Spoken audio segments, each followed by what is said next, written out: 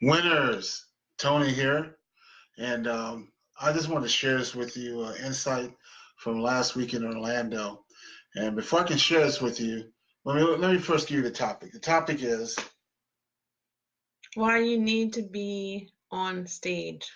this is Tony Stewart, also known as Blessed Brother. Angie Stewart, Blessed Sister. And as we said before, if you inbox us, we'll give you more notes from our weekend in Orlando. But I wanted to share a quick story with you. During the event, the speaker gave the people in the audience the opportunity to ask questions and to share their ahas. And they had microphones set up in the audience and so forth, so people could come to the mic and ask a question. Well, those instructions are very simple. And I guess it's a little bit of a pet peeve of mine when people don't follow instructions. Because one guy gets up and he says, the first words out of his mouth are, well, I'm going to hijack the microphone. And instead of sharing his aha that he was getting from the event that we were attending, he proceeded to go into this long diatribe about why he was passionate about his mission, the things he was working on. And he went on for quite a bit of time. And at some point, he mentioned the fact that he was working with wounded veterans, and that got applause from the crowd. So he went on even more. And he just went on and on and on until he was finally finished and he was done. Well, the speaker said something from stage that was very important. You know, some people were clapping as he talked about what he was doing for veterans. And although I totally support veterans, I didn't clap. And the reason I didn't clap was because he wasn't following instructions. He had, as he said himself, hijacked the microphone. And he was taking opportunities away from other people to ask questions and wasting their time. Now, what the speaker said was so important, because I was looking at him and I was thinking, if he applauds this kind of behavior, it's a free-for-all. But what he said instead was so much wisdom. And this is the kind of wisdom we got all through the weekend. That's why I'm saying if you want these notes, you got to inbox us and we'll get these notes to you. So anyway, what he said was, number one, I can see that you're passionate about what you're doing. And that's good. But if you want the world to notice what you're doing, you got to get you can't just hijack microphones. You got to earn your way on stage so you have a platform to speak from. Because if you have a platform to speak from, people will listen. But he says two things are wrong here. Number one thing that's wrong is that you hijacked the microphone and you didn't follow instructions.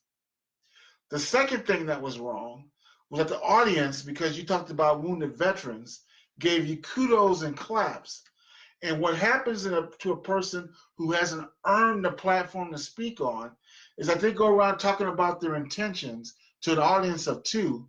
And what happens is the audience then gives them support in what they're saying, when in fact, what they're saying should not be applauded until they've earned the right to say it to the masses. Now, this reminds me of a scripture that, Angie, I know you're going to share with us. Yes, it's found in Luke, and I won't read it, but it was a parable that Jesus taught on. And that was, when you are invited to a social function or you're invited someplace, don't go sit at the head of the table as if that's where you should go. Whether you should or shouldn't, just don't go suppose that that's where you should sit. Yes. Because what could happen is the host may bring the person that seat was intended for up to you and say, hey, you're in the wrong place, you need to move, and then you have whatever seats left. Instead, go in and choose a seat that's out of the way, in the back, whatever, and sit there and allow the host to then come say, hey, your seat's up here, let me show you, and then take you up there in front of everybody and sit you down.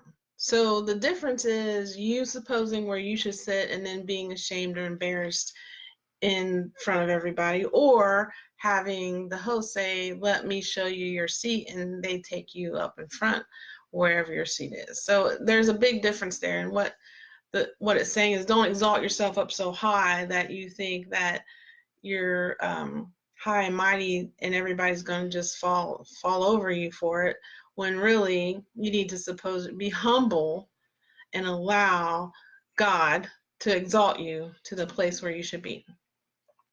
So in the story, the young man, he did not come to the mic with humility. Mm-hmm. He came in supposing that he had the power and right to basically hijack the whole conference, mm-hmm. because of what he wanted to share. Right, and his own agenda. And he was put in this place, and it was a teaching moment for everyone. But the thing I want you to get from this is that, yes, I believe you have something to say. I believe you have a platform, you have passions, you have experiences, you have things that you could bring to the table. You know, your tests that you have endured in your life can become your testimony. But the key is you got to earn the stage to speak and share that from. Mm-hmm. And if you're not willing to do that, it's going to be bad, because either you're going to be put back in your spot, or you'll never get a chance to share the music that's inside you.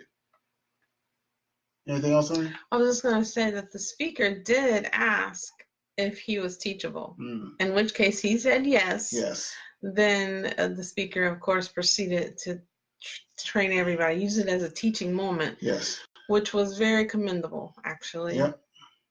So that being the case, I just want to reiterate, you have something to say. Let's earn your way on stage so you can do so. Comments and notes like we have from last week will definitely help you towards that. Inbox us. We'll get that information to you. Have a blessed day, and we'll talk to you tomorrow. See ya.